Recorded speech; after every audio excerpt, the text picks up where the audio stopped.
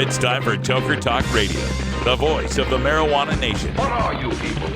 On dope? Where you can toke. I inhale frequently. Or you can talk. I experimented with marijuana and didn't inhale. Or you can toke and talk. 10 federal criminal penalties for possession of up to 1 ounce of marijuana. While we talk about toke on Toker Talk Radio. So, by the way, when it comes to pot, if you're 40 years old, you live in a log cabin in Oregon, you got 12 giant pot plants in your backyard, have a ball. Live from beautiful Portland, Oregon at Rolla J Studios. Hey, this is great. Just not cannabis. Plus your calls live at 971-533-7111. They're walking on their pants with their cap on backwards, listening to Enema Man and Snoopy Poop Dog. What's to keep somebody from getting all potted up on weed and then getting behind the wheel? Gateway theory doesn't work. It's a reality. Holland, is it real? Don't tease me. We're locking up people that take a couple of puffs of marijuana, and the next thing you know, they got 10 years. And now, here's your host, the guru of ganja graphics, the sultan of sativa statistics, and the worst nightmare of a reefer mad prohibitionist. A polite, perspicacious, productive pothead with a propensity for PowerPoint. Radical Russ Belville. All right, welcome back, Tokers and Tokettes and non-toking lovers of liberty. I'm Radical Russ, hanging out here at Cannabis Radio HQ in beautiful, sunny, hot Scottsdale, Arizona. Thank you all. Thank you so very much. So yes, we were just discussing the Ohio medical marijuana law that's passed, and, it's... I don't know, do you call this a win? Because, Marijuana Policy Project put together the Ohioans for Medical Marijuana, and they had a really good initiative, home grow and a great condition list and protection for, employment rights and custody rights and medical rights and, robust system of growers and processors and dispensaries and testers and all that, right? And part of the motivation would be to put together the initiative as leverage to get the legislature to move on passing medical marijuana. A similar tactic was tried in Oregon in 2013, where we put together our Measure 91, but before we went for it as an initiative, we handed it to the legislature and said, hey, go ahead and pass this, and we won't have to move forward with an initiative. They didn't pass it, so we went forward with an initiative. And it seems to me like we've entered a new phase here with medical marijuana, and that is that these legislators, having been beaten over the head with the scenes of sick and disabled people protesting and the epileptic kids on the State House floor and pretty much the overwhelming consensus for the past 20 years among the public that marijuana is medicine, it has medical benefits, it's finally dawned on them that if you can't beat them, join them. And so this Ohio legislative move is the first kind of the opening gambit, if you ask me, in a new era of medical marijuana, a new era in the Box Canyon. And what it is the era where the remaining states that have initiatives, the only good the initiative process will have is to act as leverage to get a lesser medical marijuana law through the legislature.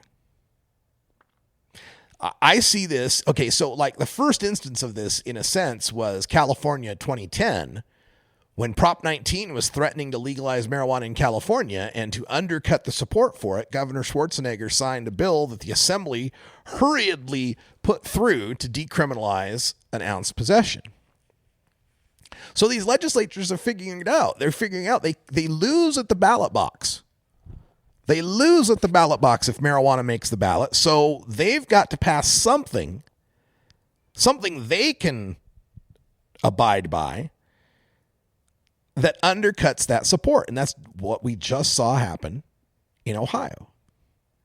Pass just enough medical marijuana so that there's no need to vote on an initiative. And I think this is what we're going to see in the next 4 years in other states that might have the initiative process to be able to push forward with medical marijuana. States like a Missouri or Idaho or Wyoming, even Oklahoma, where they're trying to get medical. These states are going to figure it out. They're going to say, oh, you want medical marijuana? Okay, we can do that. See, Minnesota figured that out. We just have to have like two growers who send it to processors who turn it all into some sort of pill or spray or inhaler or liquid or tincture, anything but the natural marijuana bud. And then you'll have your medical marijuana. And then all you initiative people out there can't complain because we gave you medical marijuana. Now any initiative you try to pass that's got home grow in it just looks like you're a bunch of hippies trying to get high. That's what we need to be fighting for, by the way.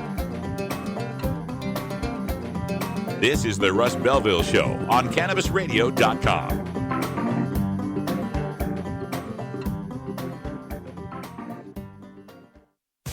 Every strain, every sale, every medical study.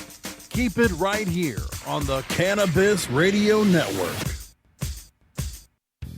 The cannabis industry is growing, business is booming, and as new opportunities arise in newly legalized states, each market is getting more competitive. Today, it takes more than just being a good grower. Do you have the resources to market and handle this ever-changing business landscape? Let Canna Management Corporation help you grow your canna business with our vast resources and experience to make your business a fully functional service company. Financial management, HR, sales, marketing, efficiency, and more. CMC has the experience and the expertise to improve your business and help you better meet the demands of your clients and customers. Call Canna Management Corporation and let our team get you ready to grow. 415-269-8015. That's 415-269-8015. Or visit canna-management.com. Cannabis Confidential with Dr. Dina. Candid. I want to give you the inside story. Captivating. I want to introduce you to my kind and amazingly talented friends. Compelling. We get to meet some of the most amazing cannabis activists and warriors around. Listen in as medical marijuana pioneer Dr. Dina shares never-before-heard stories, chats with cannabis insiders and celebrity friends, and provides invaluable perspective and insight into one of the fastest-growing industries in the world. I want to share with you what was once confidential information. Let's expose the truth, discuss the issues, and learn the facts. Cannabis Confidential, only on CannabisRadio.com. The Russ Belville Show is blogging and podcasting daily at RadicalRuss.com. Are you playing an acoustic guitar but want to be louder without an amp? Try a resonator guitar. The fingerboard extension has National Resophonic and other resonators, square necks and round necks. Stop by the Fingerboard Extension downtown Corvallis at 120 Northwest 2nd Street today, or check out its inventory on the web at fingerboardextension.com. Go wild hog in the woods.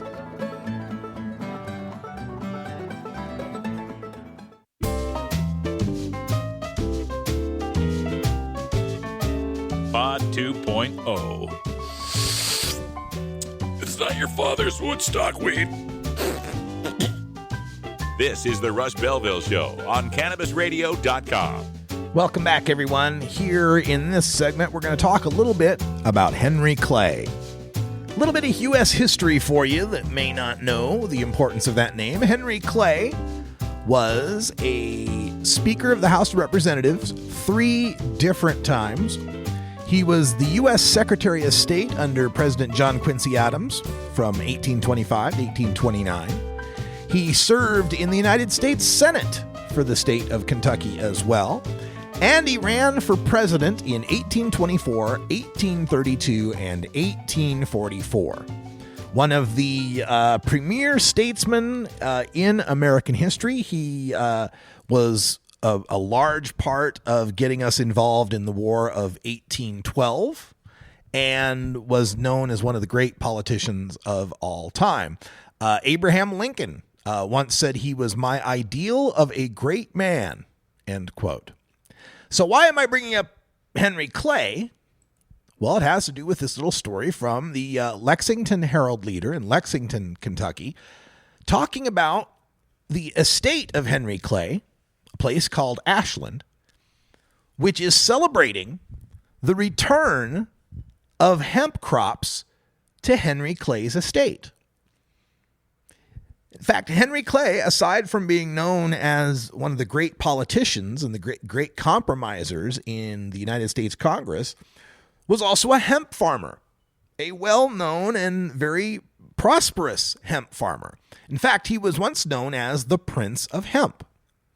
So in celebration of the replanting of hemp at Ashland in Lexington, Kentucky, the Henry Clay hemp-infused dining experience is taking place at 6 o'clock on June 11th.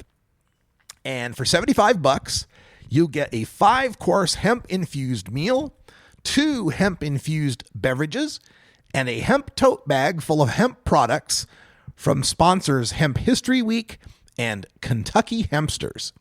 That's right, Hemp History Week's coming up.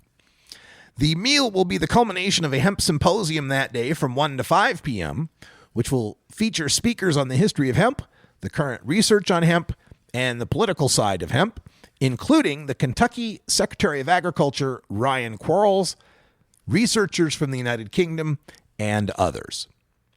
A hemp-infused... Now, we're not talking medicated stuff here. We're just talking about hemp seed, hemp oil, hemp-infused, right? No psychoactivity here. It is still Kentucky. The seating is limited to 75 for the dinner. And here's the menu. Bread made with hemp flour and sour cream cornbread with honey butter. Quinoa mixed with hemp hearts. Fresh strawberries and crumbled goat cheese tossed in a green chili peach and hemp oil dressing. Hemp seed crusted chicken topped with golden raisins in a bourbon and sorghum glaze. Handmade hemp flour fettuccine with basil and hemp seed pesto, and bluegrass farmers market vegetables and greens tossed in virgin hemp oil with grated Romano. For dessert, there's blueberry sour cream pie with hemp crust topped with hemp dusted whipped cream. Oh my God. What am I doing June 11th? Maybe I can make it out there. I've never done a gig in Kentucky. I think I've got a gig on June 11th. No, I don't. How can I get to Kentucky? Anybody want to send me to Kentucky for this hemp dinner? God, that sounds good. For more information, you can find it on henryclay.org. This is, again, on June 11th, the celebration of hemp returning to the estate of Henry Clay. That's a little American history for you. It also reminds me of how, hemp is our heritage. We had politicians all the way through the 1800s who were growing hemp on their estates. Henry Clay wasn't the only one. I hope someday I become extremely ridiculously rich. And I know the chances are very low. But if I were to become extremely ridiculously rich, I would fund the research, the law research, and the litigation necessary to challenge the banning of industrial hemp. And I don't know why this hasn't been done yet, and maybe I'm just ignorant of the law and the jurisprudence on the matter. But I believe that there is a 9th Amendment remedy to hemp prohibition. See, the 9th Amendment states that the enumeration in this Constitution of certain rights is not meant to deny or disparage others retained by the people. And it just means that the people have lots of natural rights. And we didn't write them all down. But just because we wrote some rights down in the Constitution, that doesn't mean that's all of them. It's just some of the rights. So, to my mind, a plain reading of that amendment says that we can't ban the natural rights people have. We cannot deny or disparage, right? We cannot ban the natural rights of mankind. So, if we're talking about a Constitution that was written by Adams and Jefferson and Madison and Monroe and upheld by people like Henry Clay, people that grew hemp, from colonies that could pay their taxes in hemp, that were mandated by law to grow hemp, in an economy that was completely agrarian at the time. Agriculture was what we were all about. It would seem to me that, to the mind of our founding fathers, growing hemp would be a natural right. In fact, it would be such an obvious natural right. It would be beyond their capacity to imagine having to write it down. Like, why would you bother to write that's like, you have the right to breathe air? Like, yeah, duh, no kidding. It would be such an obvious thing to them, hemp being so ubiquitous in their world, that they would have to accept that as a natural right. So if it's a natural right, if it's accepted that our founders were growing hemp and their economy depended on hemp, then how could it not be covered under the Ninth Amendment? How could that not be a Ninth Amendment right?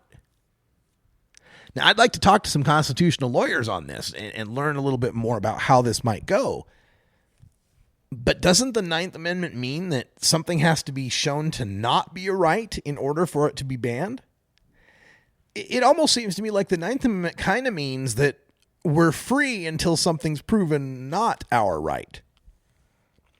And I'm sorry, these excuses that have been used since the 40s, the 1940s, to base this on the Commerce Clause, to suppose that there's a congressional right to stop people from growing industrial hemp, even for their own personal use, because they have the right to govern interstate commerce, seems odd to me.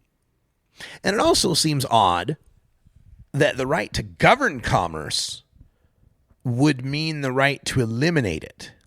And I don't understand how that's possible. If I'm going to give you the right to regulate something, if that something doesn't exist, you can't regulate it. We've actually taken away your right to regulate it by banning it.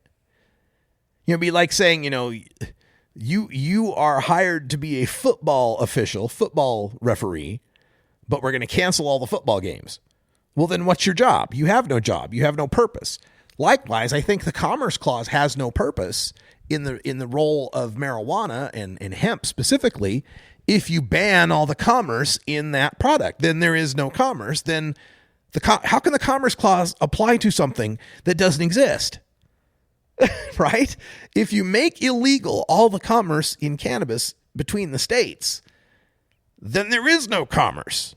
And if there is no commerce, how is there the backing of a Commerce Clause to back that up?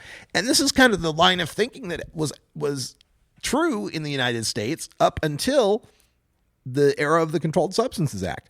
When they banned alcohol, they knew they had to pass a constitutional amendment because their thinking was, Commerce Clause didn't extend that far. Even the 1937 Marijuana Tax Act didn't ban the commerce in industrial hemp.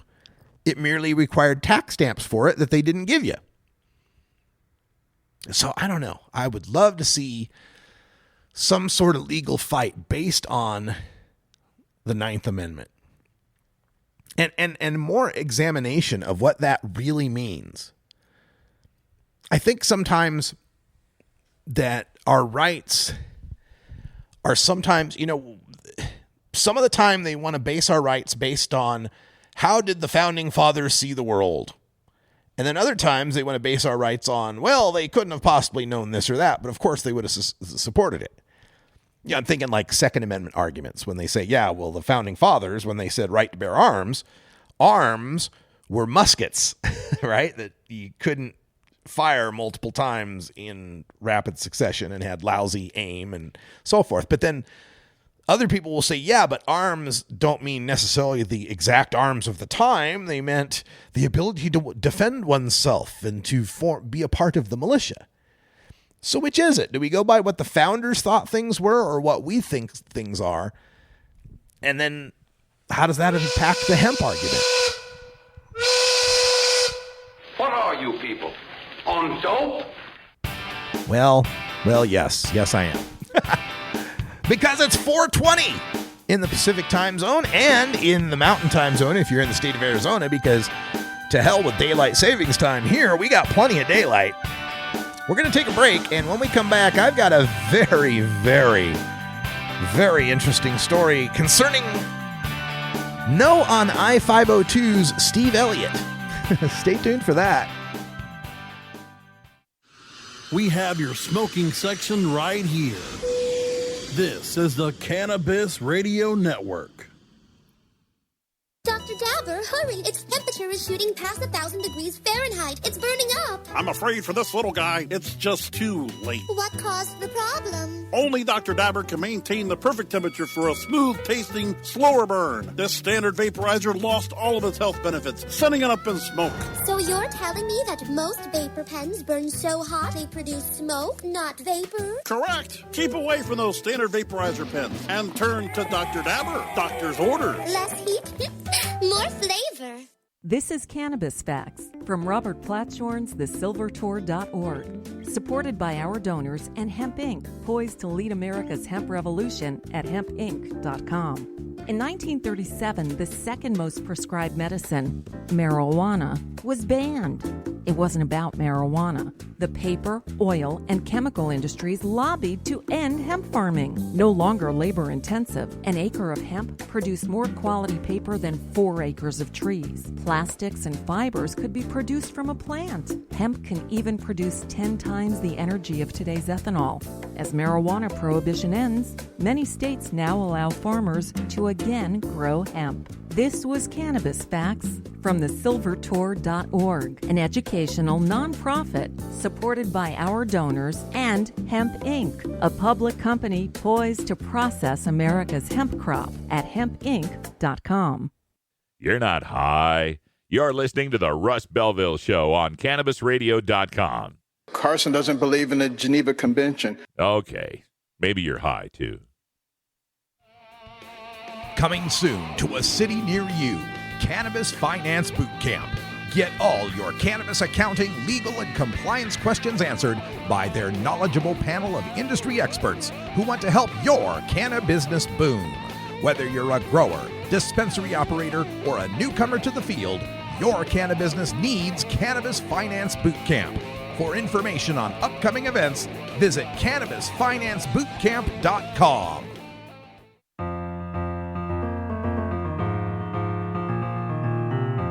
Pod 2.0. It's not your father's Woodstock weed. This is the Russ Belville Show on CannabisRadio.com. Welcome back, everybody. 23 after the hour here. We're live in Scottsdale, Arizona for one day. We'll have the day off tomorrow because I'm making my way to Aspen, Colorado for the Normal Aspen Legal Seminar. We'll bring you shows from Aspen on Thursday and Friday.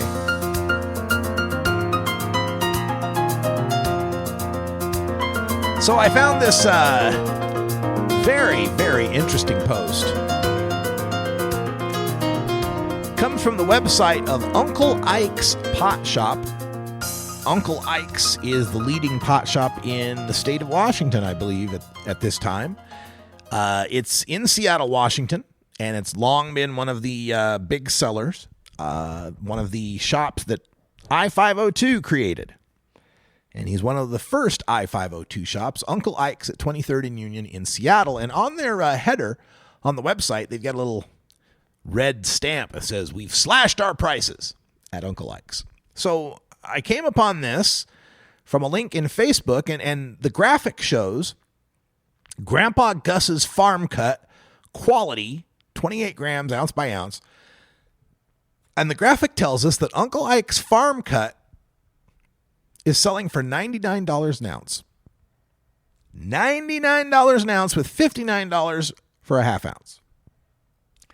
And it's remarkable, this price, because during the run-up to I-502, there was a campaign. There was a No on I-502 campaign, loosely organized campaign run by a dispensary owner / grower. I don't know if he's a dispensary owner. But anyway, guy named Steve Sarich. runs the Northwest Leaf and some other magazines, and he was a vocal critic of I-502, even going so far as to predict that under I-502, an ounce would cost $600. $600 an ounce. So you got to imagine my surprise when I saw this Uncle Ike's post talking about $99 ounces. My goodness, the $99 ounce.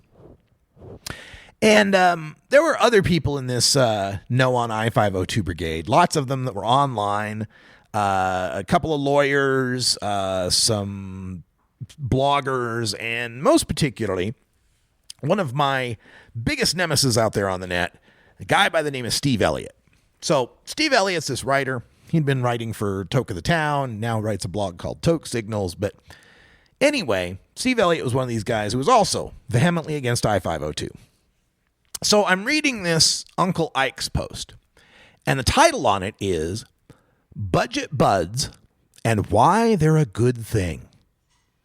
One of the stumbling blocks for budget-conscious cannabis consumers who visit recreational marijuana stores in Washington has been the price of weed. Now, with its $99 ounces, Uncle Ike's is staking out new territory in the retail reefer game. A savvy move because to many, many people, price matters. Well, I don't know if they're staking out new ground. For even last year in Vancouver, Washington, I was able to get a $45 half ounce of sun-grown. Okay, so they're not even yet beating the prices in Vancouver, but still a $99 ounce. That's great. Let's read on.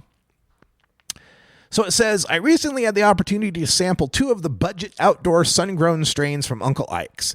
Maui Sunset, an indica dominant from Uncle Ike's house brand Grandpa Gus's Farm Cut, coming in at 18.5% THC, and Purple Shadow, a 16% THC hybrid strain from the Stinky Buds Cooperative.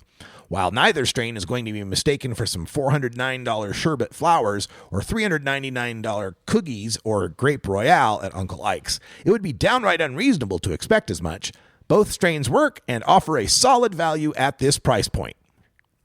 So even the high-end bud that the author is talking about here isn't $600 an ounce. $409 was the highest one.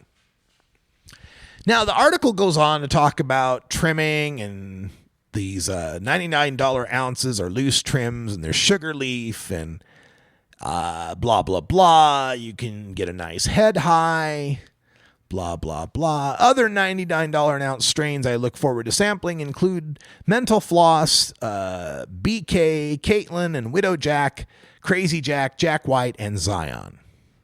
So, lots here about Uncle Ike's. How Uncle Ike's is doing such a great job providing these $99 ounces. So I get all the way down to the bottom, and guess who's the writer? You got it. Steve Elliott. So Steve Elliott, the guy who campaigned strongly, loudly, and vociferously against I-502, the guy who stood with the cops, with the DAs, with the rehabs, with the prison guards, with the drug testers, with Kevin Sabet, to fight against legalization in Washington State, the guy who called me numerous names, including Rectal Russ, every time I would pipe up about his opposition to legalization, every time I would criticize one of his way off base predictions, that guy, Steve Elliott, is apparently fine with taking money from an I-502 pot shop to write a puff piece on their cheap ounces. You remember the movie Inglourious Bastards? You remember that movie with Brad Pitt as Lieutenant Aldo Raine, and one of the scenes has to do with them capturing some Nazis, and how once the war was over, the Nazis were going to be able to take off their uniforms and they'd never be known that they were Nazis. And so Lieutenant Aldo Raine would carve with a knife. He'd take a Bowie knife and carve a swastika on their forehead so they'd have a scar of a swastika so no one would ever not know that they were a Nazi. Yeah, I think about that a lot when I think about guys like Steve Elliott. Guys who fought tooth and nail to keep marijuana illegal, to keep growers going to prison, to keep users getting misdemeanors and tickets. And now has the gall to take money from the very industry that he lobbied against. And to take that money promoting the very cheap marijuana that people like him predicted wouldn't exist under I-502. I guess some people got no shame, huh? Some people can just keep on shaking it no matter what, man. That's just that's pretty amazing to me. I don't know if I'd be able to pull that off. All right, so in other news, let's get to some other stories here. We're heading to Aspen for the Normal Legal Seminar this weekend. So be up there Thursday, Friday, and Saturday. And then next week, coming back to Scottsdale for more shows here. And our next major gig, I think, is going to be the High Times Cannabis Cup on the weekend of June 18th. Now, there's a couple other gigs I've been promoting before that. The High Times Cup in Michigan, I don't think I'm going to be able to make it to. Don't have enough money. And the Cannabis World Congress and Business Expo in New York on June 15th. I don't know if I'll be able to make it there either. But we will make it out to the Cannabis Cup in San Francisco, followed by the Cannabis Business Summit and Expo in Oakland. That starts on June 20th. Also, there's going to be a new segment coming up here on the Russ Belville Show. A segment that we're going to be calling Hempire. And it's going to be a half-hour segment that we air on Tuesdays in the second half hour. It's going to be featuring the Stanley brothers from CW Botanicals, going into detail on various subjects about hemp, its use as food, fuel, fiber, all the industrial uses, the history, the questions about it, and so forth. So look forward to that coming up on the Russ Belville Show in just a week or two. We're not sure exactly when we're going to promote it or start it, but the segment will be called Hempire with the Stanley brothers. So look forward to that. Also have more articles coming out. I will be penning a Marijuana Election Night 2016 preview for High Times magazine. That'll be in the print edition. That should be on newsstands in October, right before the election. I have a story in the current High Times that's out on newsstands, the June 2016 issue, top 24 worldwide pot destinations, if you want to check that out. And we've got some other interviews coming out. Should be up soon on KGW News. I interviewed with Kyle Aboshi on a story he's working on. We'll see if we can find the link for that and get it to you just as soon as we can. But right now we're going to take a break. And when we come back, we'll talk a little bit more. Another topic that I keep coming back to, this drug testing for welfare. What a mistake that is. You're listening to the Russ Belville Show. I'm Radical Russ, live from Scottsdale, Arizona. Stick around. We're back right after these messages.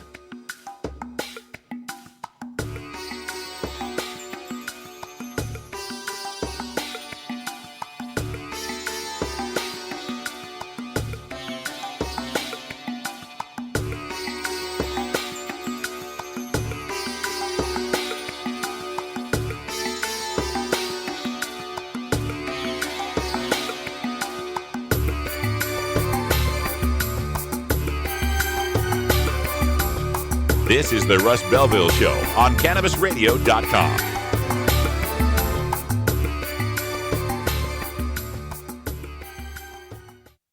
Earn your PhD in THC monetization with CannabisRadio.com. Don't be late. Great websites today need expert web design and development and need to be e-commerce ready and mobile friendly. But building a marketable and profitable website can be an uphill climb. Ready to make your new website or replace your existing website? Think Orange as the new way to get in the black. Orange Hill Development works with Fortune 500 companies and offer the same top quality development service at a fraction of what other providers charge. Brands like Absolute, Carlsberg, and Nestea trust Orange Hill Development. Find out why you should trust your website with Orange Hill. Contact Orange Hill for a consultation today at orangehilldevelopment.com. I'm Radical Russ from the Russ Belville Show. We're here with Sir Richard Branson. Far more damage is being done to people by the current approach. Jim McMahon. You know, a lot of the coaches are old school. You know, he used to just yell at us, "Oh, you bunch of pot smokers." John Popper on the telephone. You know, I think in the 60s there was that kind of, the bigotry wasn't so concrete. It's the Russ Belville Show, the NPR of POT, weekdays live at 6 Eastern, 3 Pacific, exclusively on CannabisRadio.com. Marijuana is not addictive, but listening to the Russ Belville Show is. New beginner guitars and banjos are often constructed much better than ones built before your time. Why struggle? Get a new instrument or fix the old one. The trusted professionals at the Fingerboard Extension will evaluate your instrument for free. Repairs are priced for people who work for a living.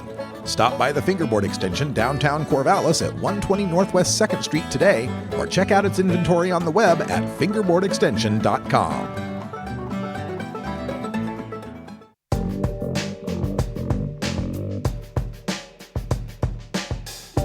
Warning, hits taken on this show are larger than they appear. Do not try this at home. These people are professionals. Or at least they pay me to say that. This is Dan Michaels from danmichaelsaudio.com, and you're listening to Radical Russ on CannabisRadio.com. Thanks, Dan Michaels. Welcome back, everybody. 36 after the hour. Just changed on me.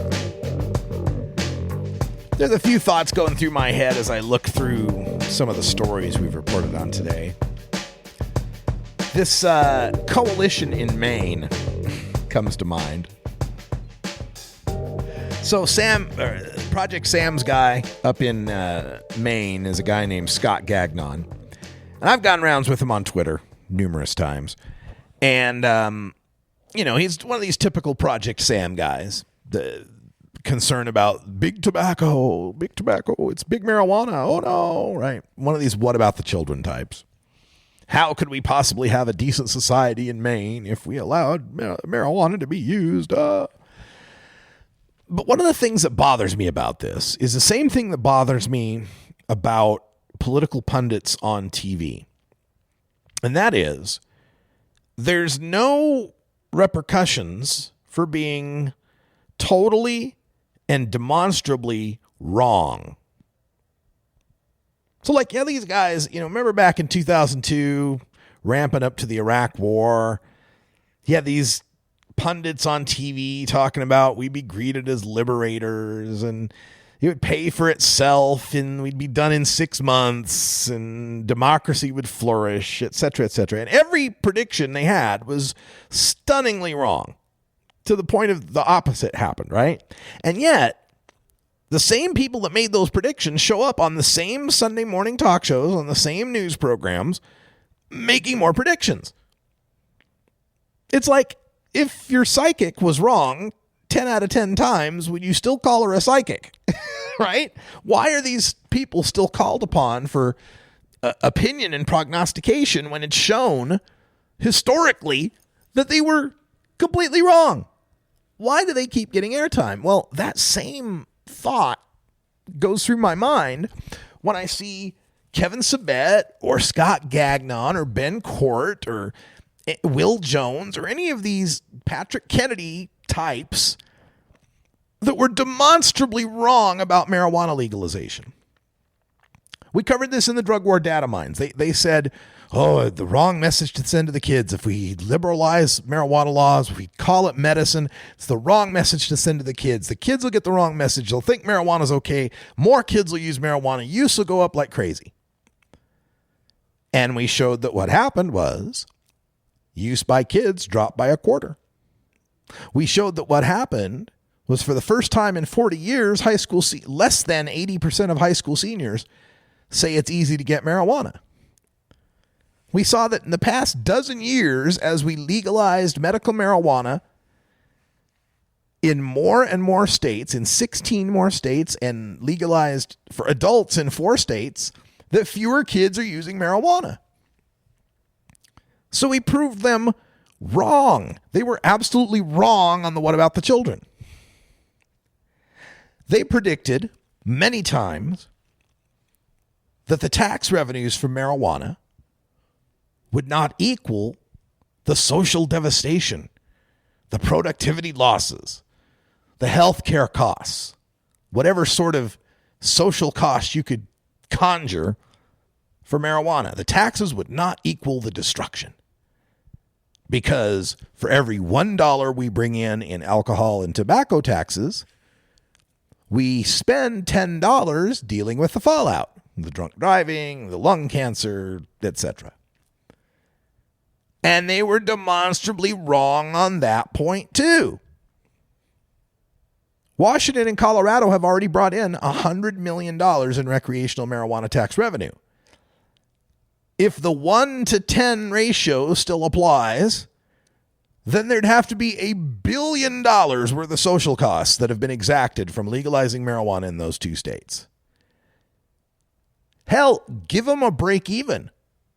Can you even find $100 million worth of social costs from marijuana being made legal? No. So why does anyone give any credence to these prohibitionists that were proven wrong about the tax revenue, that were proven wrong about the youth use? Another thing that they had predicted, there would be stoned mayhem on the freeways. Oh my God. If we legalize marijuana, suddenly people will drive on it. You know, because for the whole time marijuana has been illegal, nobody's ever driven. Yeah, somehow legalizing marijuana invented cars and marijuana. That hasn't turned out to be true either. In the 4 years since 2012, the per million mile fatality rates for drivers in Colorado, Washington, Oregon, and Alaska have continued to decline and remain below the national average. We did not see more mayhem on the freeways after marijuana was legalized. So they're wrong about the taxes. They're wrong about the youth use. They're wrong about the stoned mayhem on the freeways. So why does anyone give any credence to Scott Gagnon and the Mainers protecting our communities and youth, or whatever the hell they're called? At what point will the American people start to see prohibitionists in the same way they see, you know, the flat earthers and the people that think the moon landing was faked and the people that, you know, I believe all sorts of kooky sorts of conspiracies and cultish ideas? That's where they're headed. That's where the prohibitionist mindset is headed. And the only thing they've got left anymore, and they bang this drum as hard as they can, is that we'll be subject to big marijuana. There'll be this big industry. There'll be a big industry that makes its profits through growing and trafficking and selling marijuana. And they'll be coming after your kids. And they'll be marketing it to your kids. And they'll be cultivating a whole new group of addicts so they can continue to make their blood money. No, I'm not talking about the Juarez cartel and the Sinaloa cartel and the Gulf cartel. Not the current big marijuana that makes its profits through the cultivation, trafficking, and distributing of marijuana. Not the current big marijuana that tries to get kids hooked, that uses kids in its operations. No, not the current big marijuana. You're supposed to be afraid of the corporate big marijuana. You know, the corporate one that pays taxes and creates jobs and settles its disputes in courtrooms instead of drive-bys.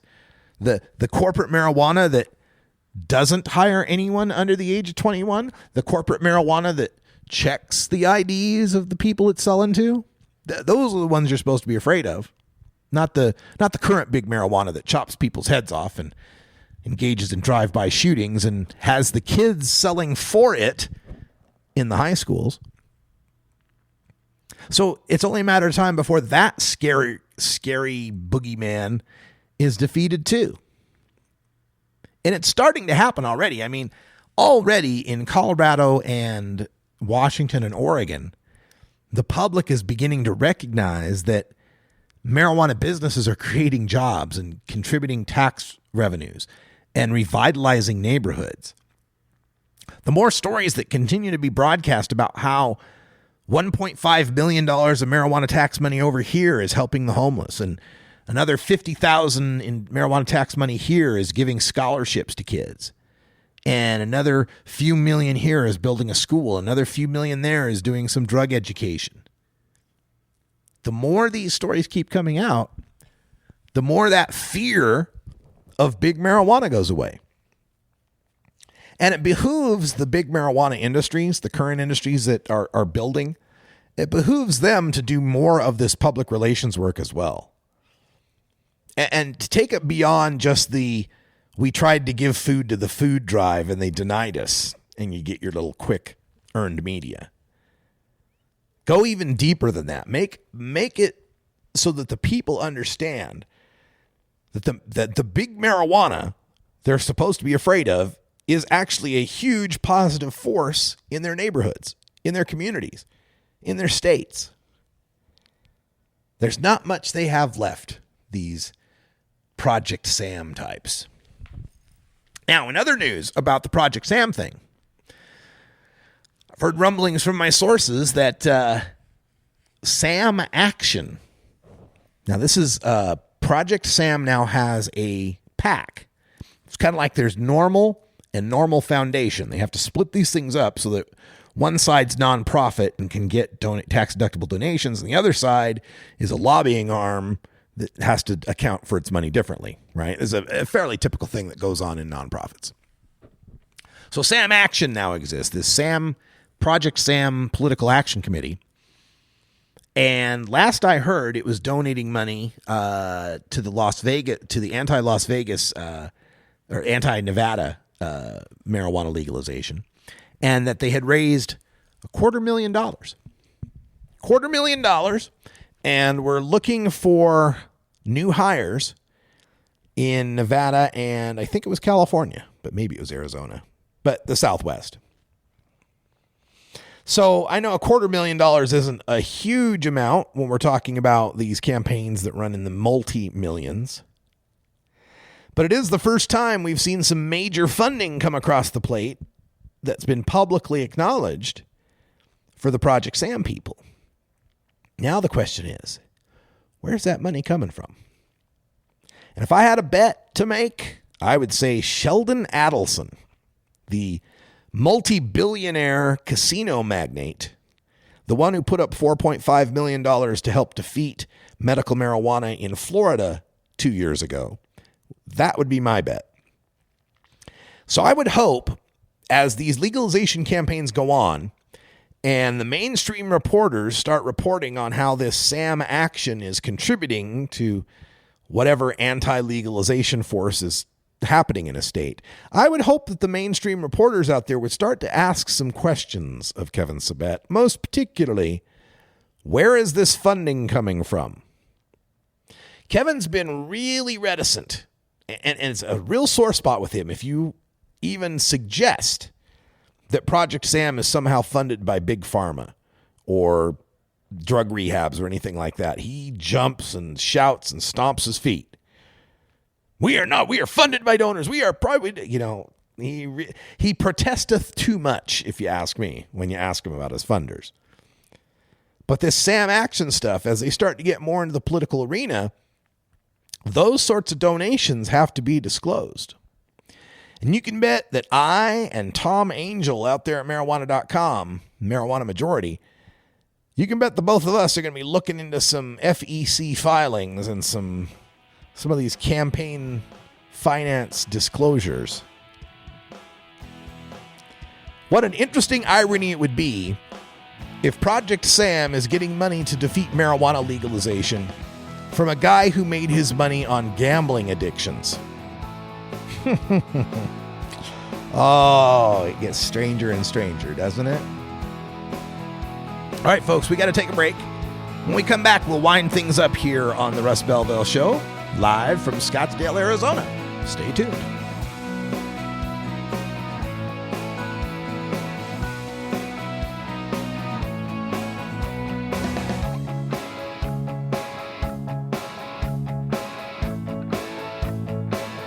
This is the Russ Belville Show on CannabisRadio.com.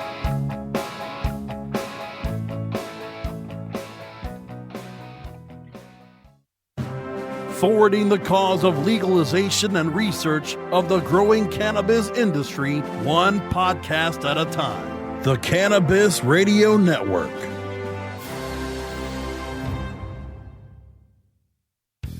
The cannabis industry is growing. Business is booming. And as new opportunities arise in newly legalized states, each market is getting more competitive. Today, it takes more than just being a good grower. Do you have the resources to market and handle this ever-changing business landscape? Let Canna Management Corporation help you grow your canna business with our vast resources and experience to make your business a fully functional service company. Financial management, HR, sales, marketing, efficiency, and more. CMC has the experience and the expertise to improve your business and help you better meet the demands of your clients and customers. Call Canna Management Corporation and let our team get you ready to grow. 415-269-8015. That's 415-269-8015. Or visit canna-management.com.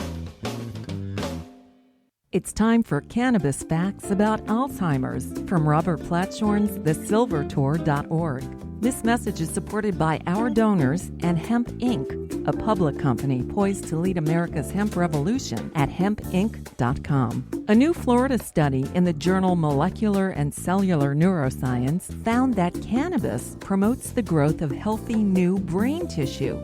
It can slow the effects of Alzheimer's and may in fact be able to halt it entirely. A long-term study by Ohio State University's Professor Gary Wenk concludes that people who regularly use marijuana get Alzheimer's at a much lower rate than others. This was Cannabis Facts from thesilvertour.org, an educational nonprofit supported by our donors, and Hemp Inc., a public company poised to lead America's hemp revolution at hempinc.com. You're tuned into the Russ Belville Show, the voice of the marijuana nation, only on CannabisRadio.com. Don't want to spend money on a night out, but don't know what to do other than watching TV or playing video games? Consider playing guitar, bass, banjo, or mandolin. The instrument will give you hours of entertainment with friends with minimal expense. Stop by the Fingerboard Extension downtown Corvallis at 120 Northwest 2nd Street today, or check out its inventory on the web at fingerboardextension.com.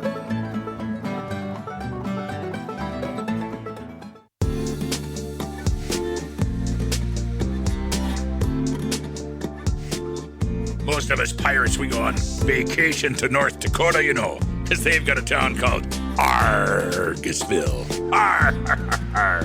What are you smoking there, boy?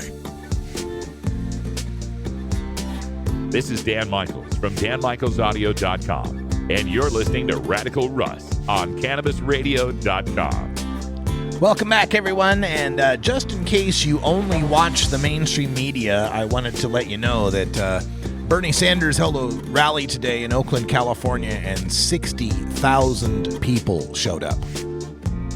I know you probably won't hear it on NBC, ABC, CBS, MSNBC, CNN, Fox.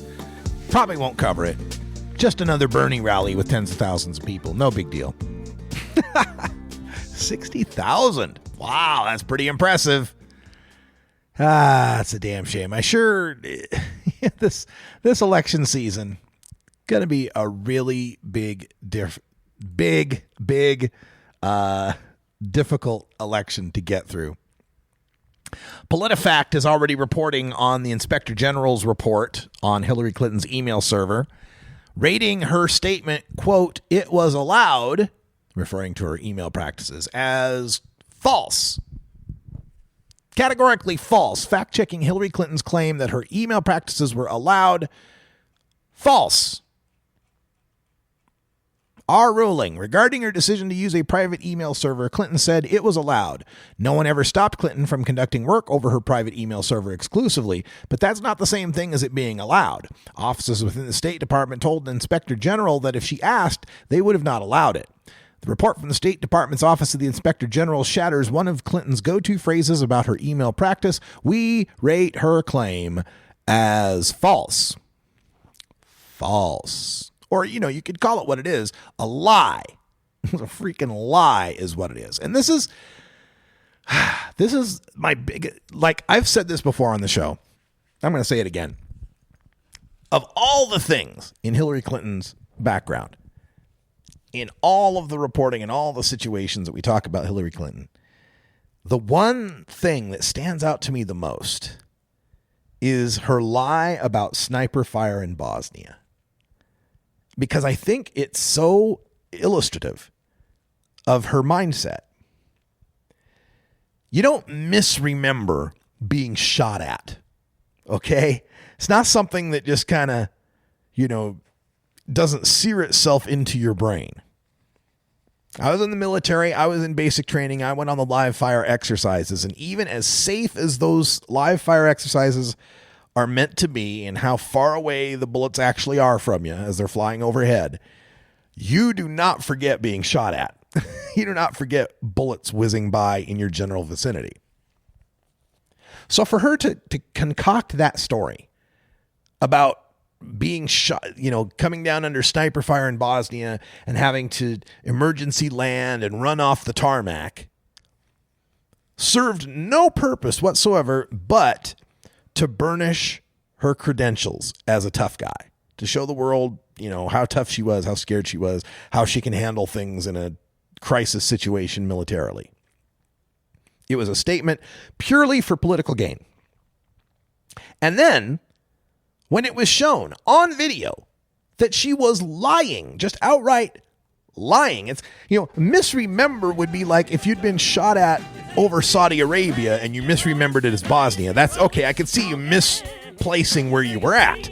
But she flat out lied about being shot at in Bosnia. And then when caught in the lie, told another lie. Said that, but I had to stop by the young girl because it was her birthday, and then we ran off the tarmac. No, you lingered around for all these photo ops. So that to me sealed it. Not that she lied, but when caught in a lie, tried to lie again. It's like Richard Nixon trying to cover up Watergate. Oh, man, please let there be a miracle. Please, please somehow take down Hillary Clinton and let Bernie Sanders be the nominee. Please. That's all the time we got for today. Thanks for joining us. We're off tomorrow. And until next time, take care of each other, Tokers.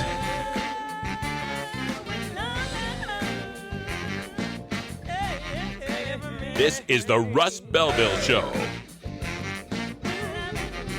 The Russ Belville Show is blogging and podcasting daily at RadicalRuss.com. You take a seed, you plant it, you grow it, you dry it, you roll it, you smoke it. You take a seed, you plant it, you grow it, you dry it, you roll it, you smoke it.